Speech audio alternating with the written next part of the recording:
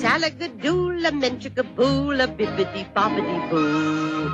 Put them together and what have you got? Bibbidi-bobbidi-boo. Salagadoola, menchikaboola, bibbidi-bobbidi-boo. Let me see if I understand your position. Basically, would you say that it's wrong for the citizens to initiate physical force against other citizens like an armed robber does? Unless we permit but that it's okay by law. for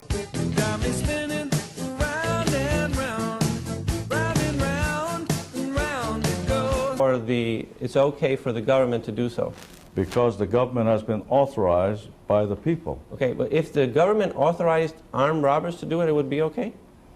If the government is that foolish to do so, I don't know what kind of country that would be, but that's legal, and if it's constitutional, so be it. Well, I feel sheepish.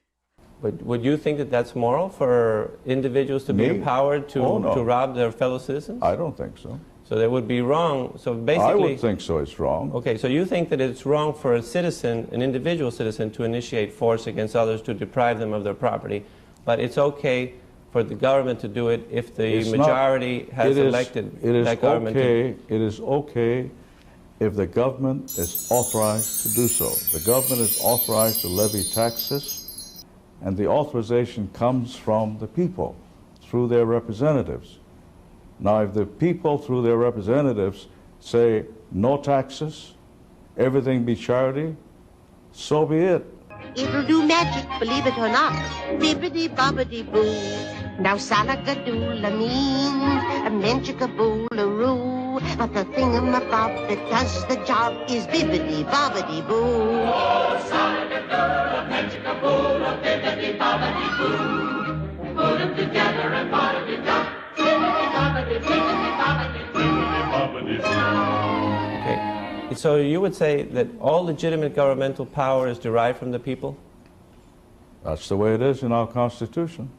Do the individual citizens have the right to initiate physical force against other citizens that have not initiated or threatened to initiate force against anybody and haven't violated anybody's property rights? They cannot do that because they are not authorized to do so under the law.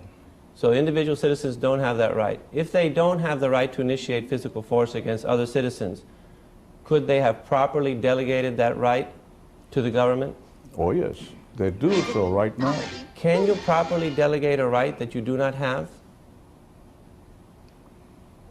You can give the right to their representatives to make laws that will authorize or make prohibited certain activities. So you think that you can delegate absolutely. a right that you don't have? You can properly delegate a right that you don't have?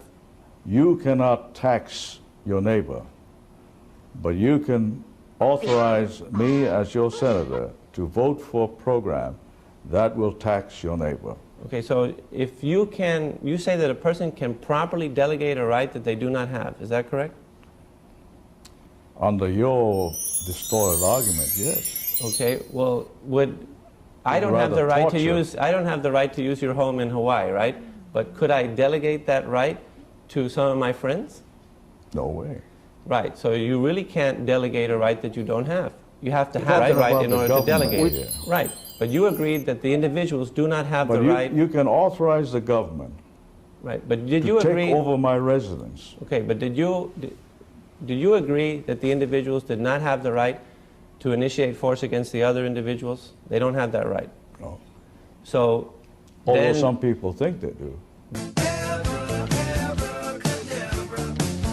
Then they could not have delegated that right if they didn't have it.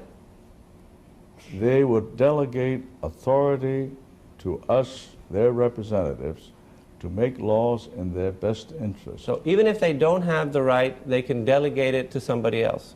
To make laws that might do that. So then you think that you can actually delegate a right that you do not have. I don't know why you use this tortured route. Well, you know what I'm saying. Just a wave of my stick, and to finish the trick, bibbidi, bobbidi, boo. Bibbidi, bobbidi, boo.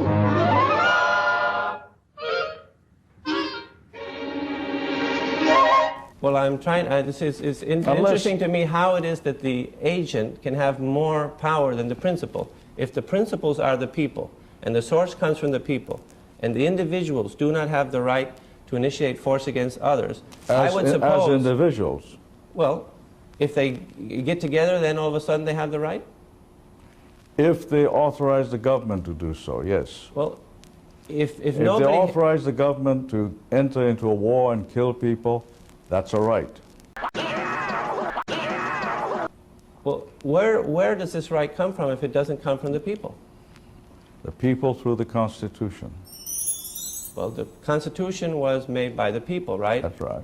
So then, the people are the source of all legitimate power. So if the people did not have the right to initiate physical force against anybody, then I don't know where we're getting. Well, it seems like there's a contradiction there as far as if you say that all legitimate governmental power is derived from the people. You agree that the individual citizens do not have the right to initiate force against other citizens, then it would seem clear that they cannot delegate that right to the government. Why don't we just leave it this way? We disagree. Oh, poor Lucifer. Serves him right, I'd say.